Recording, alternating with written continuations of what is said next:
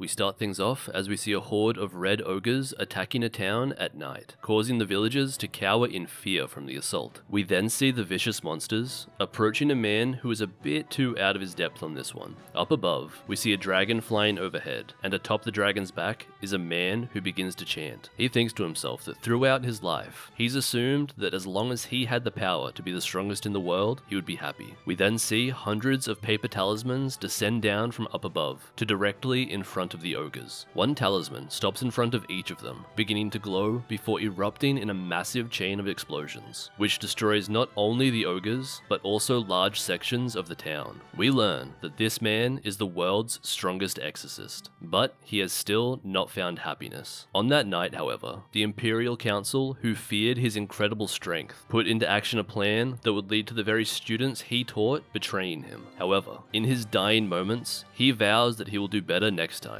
in his next life, and we see him casting his special reincarnation ritual. We then skip a few years and cut to a boy named Seika in the middle of a magical circle. We see his father performing a ritual which is intended to measure and examine his overall capacity for magic. However, none of the elemental stones light up, meaning that from all onlookers, he's basically a dud in regards to magical power. His brother Glai then mocks him for being an absolute embarrassment to the family. We then learn that the world he has been reincarnated into has magic which is completely different from his past spiritual arts that he has perfected. However, even though his body doesn't have any mana, he can sense a great level of spiritual energy emanating from his body. Sometime later, we see Seika gather a bunch of leaves due to the fact that paper is an expensive material in this world. He then uses his spiritual arts to create shikigami from the leaves, turning some into mice and others into crows. Glai then suddenly approaches him, asking what he's up to. Glai walks up, threatening to hit him, but Seika's crows pull up, saying "not today bitch," and begin to attack Glai. Seika's other and older brother Luft then rushes over and chases off the crows, but then gets slightly suspicious when he notices that Seika is actually completely unharmed, but ignoring that for now, goes and takes Glai to get treated. We then learn a bit about the world he's been reincarnated into. He says that in many ways it is similar to the land of Europe in his old world. However, the civilization here is much more advanced, wealthy, and peaceful. He then explains that due to the fact that he is the son of a mistress, he is mostly just left alone and ignored, meaning that he had to learn most things about the world on his own. We then see him working hard, managing to make his own paper, and finally he is able to make his original paper talismans. He then gets a knock on the door, and we meet a young maid who goes by the name of Yifa. She is there to return his coat, which had been thrown out by Glai earlier in the day.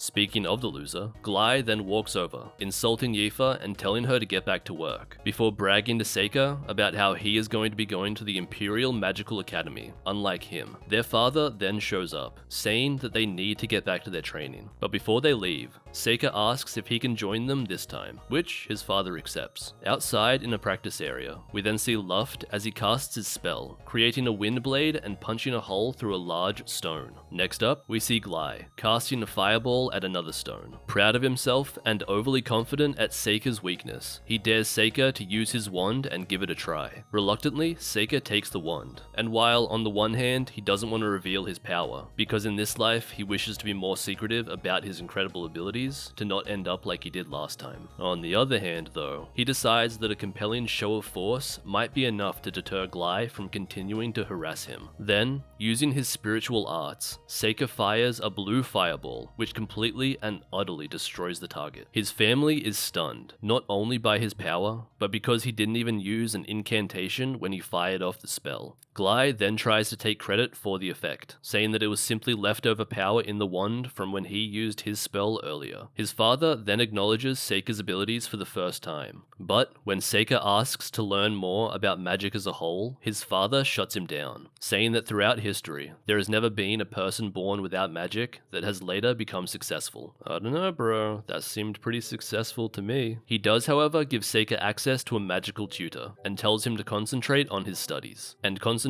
on his studies he does. Seika begins to spend all of his time trying to learn more about the magic of this world, even spying on the lessons his brothers receive so he doesn't fall behind. Several years then pass, and Seika finally decides to make one of his talismans which are responsible for the sealing and capture of demons. He states that after he defeated demons in his past life, they were then sealed in another dimension for him to safely call upon whenever he so desired. He believes that even in this world, he should still be able to summon them. However, just to test it out, he decides to summon his least threatening and most well-behaved demon servant. As he opens the dimension door, it looks like the spell works. However, he doesn't really recognize the young girl in front of him. She then jumps all over him, overjoyed to be reunited with him after all this time. She is revealed to be Yuki, and she suggests that the reason for her not being an older, beautiful woman like she was in her past life could be either A, because Seika's spiritual power is currently much less than what he had in his previous life, or B, because this is just how the influence of this world works on her form. Either way, Seika explains that he is glad he was able to summon her, but that it was only a test to see if he can bring his servants into this world. Yuki, not wanting to go back to the other boring dimension, says that she'll hide in his hair as a tiny wolf, insisting on staying with him. The next day, we see Glai yelling at Yifa after she accidentally spilled water on him. However, his tone changes and becomes slimy when he suggests to her that there is another way she can make it up to him, which involves her coming to his room later that night. Overhearing this, Seika walks up and tells Glai to leave Yifa alone, as he currently has business with her. Annoyed at being spoken to by Seika like this, Glai winds up a punch, but as he throws it, Seika effortlessly stops the attack. He then storms away like a little bitch. After thanking Seika, Yifa leads them outside and begins to show him an injured animal called a carbuncle. Aww. She wonders if they can save it, and Seika says he'll give it a go. Not wanting to reveal his powers to anyone though, he asks her to turn away, giving an excuse of not being able to concentrate when someone is watching. She does, and he pulls a hair from the creature, placing it on his paper talisman and successfully heals the little thing. Yifa then praises his healing ability, calling it special, but Seika states that he can tell that she is special too. Yifa gets nervous about being so boldly called out, but Seika can tell that she can see the spirits of animals, and he explains that he also can. After hearing this, Yifa reveals that she can actually see the elemental spirits, but finds it strange that those very spirits seem to actively avoid Seika himself. Seika then asks if she has the ability to command these spirits, and she recalls that one time while doing her laundry, some air spirits tried to make off with her bedsheets, but when she yelled at them to drop it, they did. Seika then thinks about how, in his past life, he did a lot of research on this very topic, but concluded that it wasn't something he could learn himself. However, seeing the potential in Yifa, he asks her if she would like to learn magic. She says she'd love to be able to, but she herself doesn't have enough magical power or mana in herself to be able to cast spells. Seika tries to teach her anyway, by summoning a flame and telling her to make it disappear using the air elementals. Yifa then tries asking it nicely to disappear several times, before finally demanding it after she loses her temper, causing the flame to wink out. Although she doesn't really have the power now, Seika states that he can see her potential, and thinks to himself about how great of an ally she will be in the future. They then become friends, and begin to secretly train their abilities over the next year. We then cut to Seika's 12th birthday, which, like every other year, there is no real celebration for, and even his father is absent. Sometime later in the day, his brothers approach him with wooden practice swords, and Glai, as usual, tries to remind him of his unworthiness, stating that Seika's only option left in life, due to his inability to learn magic, will be to join the army, so he better learn sooner rather than later. Luft then steps in, clarifying that they want to help him learn how to fight with a sword, but only if he wants to. A maid then suddenly walks over, and informs them that a monster was sighted nearby at a city, and most likely, it will try and make its way here. Seika then states that it's coming, and the house begins to shake, as we see that the monster is known as an elder newt. Glai then again runs off like a little bitch, and while Luft tells everyone to get to safety, Seika begins charging for the monster. Outside, we see that the beast has its eyes locked onto Yifa. Seika rushes to try and help her, but as the monster attacks, we see a flame attack repel it. Seika, watching on, is impressed that Yifa has the skill to command the flame.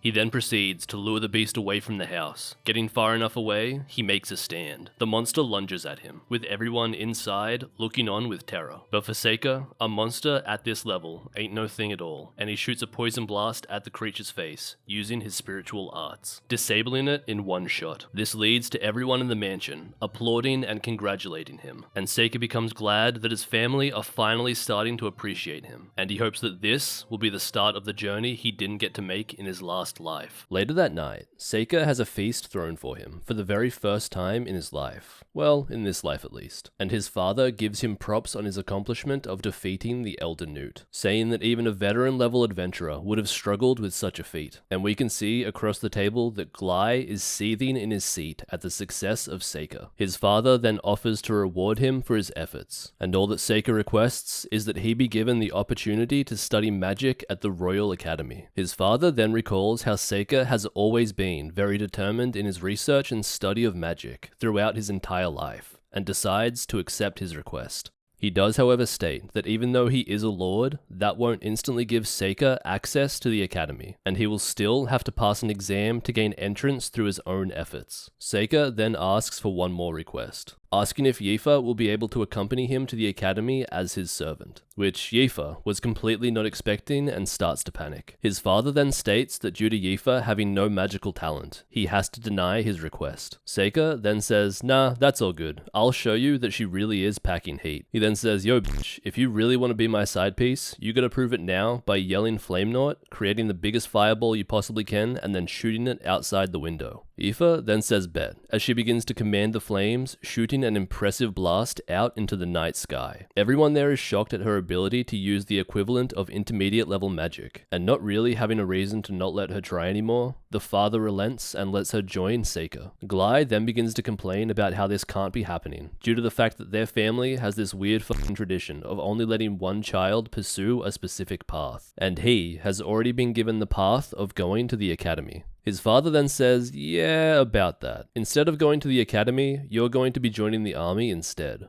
Sucks to fucking suck, I guess. Glai, not wanting to take this lying down, then challenges Seika to a duel, saying that if Seika loses, he has to leave their estate forever. After accepting, their father explains that the duel will be at noon tomorrow, and will be in accordance with the standard customs of their land. Back in his room, Seika is cutting up his little paper dudes, and Yuki pops out of his hair, commenting on the drama going on. There is then a knock on the door, and it turns out to be Luft, asking to come in and have a chat with him. He wishes him a belated happy birthday, and gives him a small present, which turns out to be a glass pen, due to Seika's diligence in the study of magic. Luft then apologizes for not being closer to him throughout their life, but says he is happy to see the person he's becoming. Bro, shut up. You just ignored him because you thought he was weak too. Don't even lie. Luft then tells Seika to go easy on Glai tomorrow, and also tells him that when he gets to school, to study hard. After Luft leaves, Seika is looking over the pen and thinking that it's a good present, when the shutters to his windows begin to rattle before blowing open. Upon looking outside at what caused it, we see Glai standing there in the open, who then yells at Seika to duel him now. Seika then makes his way down, and they have a little back and forth talking shit when Glai tells him that he doesn't want any rules for this fight, and instead, it will go on until one of them surrenders or can't fight anymore. Glai then goes for the throat with a mid-tier spell he thinks will just take out Seika, but of course, it does absolutely nothing to him. He then tries another spell, but at this point, I'm sure you get the picture. Ain't nothing gonna work on Seika. He then takes out one of his talismans while Glai pathetically continues to cast spells to no avail. Seika then casts a spell on Glai, forbidding him from moving. Then, using the same premise as a voodoo doll, Seika crushes the arm of the talisman, which causes Glai to feel the exact same pain. Glai is confused about Seika's powers, but ultimately passes out from the pain. I mean, imagine this from Glai's perspective though. Yes, he is a cunt, but this would be some serious horror shit. As your brother, who you thought had no power whatsoever, turns out to have some magical shit no one else in the world has ever seen before. Anyway, after the fight, Yuki pops up and asks Seika if it's wise to leave him alive after showing off some of his true power. But Seika says he made a promise to Luft. Seika then thinks back to shortly before their fight began, to when Glai was calling him lucky for his ability to defeat the Newt. But it turns out, this is something Seika had been planning for at least 6 months. Flashing back, we see that Seika summoned a gigantic cyclops named Bonds. When he summoned that other bitch Yuki, she came out more or less as a pedophile's wet dream. I shouldn't say that. But I mean, why is this Cyclops not following suit? I mean, I know why, but come on, at least give us a reason for it. Anyway, Despite Bonza's menacing appearance, he is more than glad to be of service to Seika again. Seika then gives him the task of going around to the nearby mountain to drive the Elder Newt towards the mansion so he can do his heroic thing. Back to the present. As he picks up Glai, Yuki wonders why he doesn't show off his true powers, stating that from her point of view, the people of this world are weak. But he reminds her that in his previous life, it was the weak people working together and scheming that ended up getting him killed, and he ain't too keen to make that mistake again. Sometime later, Yifa and Seika prepare to leave for the academy, and due to their father being out at the time of their departure, Luft gives them a message from him, saying to work hard. That's some real inspiring stuff right there. The two of them then leave, and along the way, Seika gives Yifa a necklace. She is overjoyed to receive it, and he explains that they are mana stones, which will help her on her ability to draw in elemental spirits. They're both excited about their new adventure. However, after riding for a week now to reach the academy, Seika begins to remember how much he hates traveling in a carriage, as it gives him motion sickness. He reflects how this is a weakness he had even in his previous life. He does, however, start to feel better as they approach the city fortress which houses the academy. Elsewhere, his father sees that enough time has passed and realizes that Seika should be arriving at the academy soon. He then thinks back to 12 years ago, and we learn that his father actually came to be the parent of Seika after a woman showed up on his doorstep one day, handed him the child, and then left. We learn that Seika is actually the son of his younger brother Gilbert, a free-spirited man who became an adventurer as soon as he could, and has since disappeared while in demonic territory. We also learn that Seika's father isn't quite as blind to the unusual nature of Seika's magical abilities as it seems at first glance. He notes that when Seika had used magic the first time, it wasn't a fireball, but instead was some kind of ore which was a light, and that the way that the newt died was more in line with it being poisoned than from sheer power and force. He states that a child born with black hair and black eyes is incredibly unusual in this country, and finally concludes his pondering with saying that the potential power which Seika holds could possibly lead the country to having a new hero or a new demon lord, depending on the way that he goes. Seika and Yifa then arrive in the city and find a room in which to stay. While inside the room, Seika tells Yifa that her room is next door, but she is thirsty as fuck for him, and tries several times to suggest that they should share a room together instead, especially due to the fact that he is her master and she is his slave. As is expected with all anime protagonists in shows like this, well, all except one. He is completely oblivious to her subtle hints, and although disappointed, she leaves the room to try and find something for him to eat. Yuki then pops out annoyed, saying that he has no clue about girls, and pointing out to him that Yifa is obviously in love with him, even willing to use her position as his slave to her advantage. And even with all of this evidence, Seika sits there going, "Yeah, not so sure you're right on this one here, boss." Sometime later, they make their way out into the city, and make their way over to the place in which one registers for the entrance exam. And when Seika reveals that he is from a noble family, everyone around takes notice. Yifa then introduces herself as his slave, which surprises everyone around them. That a slave would even be trying to join the academy. A magical tool is then pointed out to them which will measure their affinity for certain elements of magic. After Yifa places her hand on the orb, it's revealed that she has an affinity for wind and fire. But when Seika does it, nothing at all happens. The woman is confused, but Seika reveals that he has no mana whatsoever. But the woman tells him he can still register despite that. The other students then begin to gossip about him, saying that the only way he will get in is because he is from a noble family. The gossiping stops as another girl walks past confidently. Seika then notices something about her. As she places her hand over the magical device, it shines a bright white light, meaning that much like the Avatar, she has affinity for all 4 elements. Okay, that was a stupid joke. As she walks away, Seika calls out to her, thanking her for stopping the gossip, but she says she wasn't even trying to help him, saying that in fact she is pissed that he came here with no magical ability in the first place. Seika, however, recognizes her as his most prized disciple from his previous life, although her appearance in this world is a little bit different from what he remembers. And that's it for this part. If you enjoyed, please don't forget to like and subscribe. Also, check out these videos while you're here. If you liked this one, you're gonna like them too.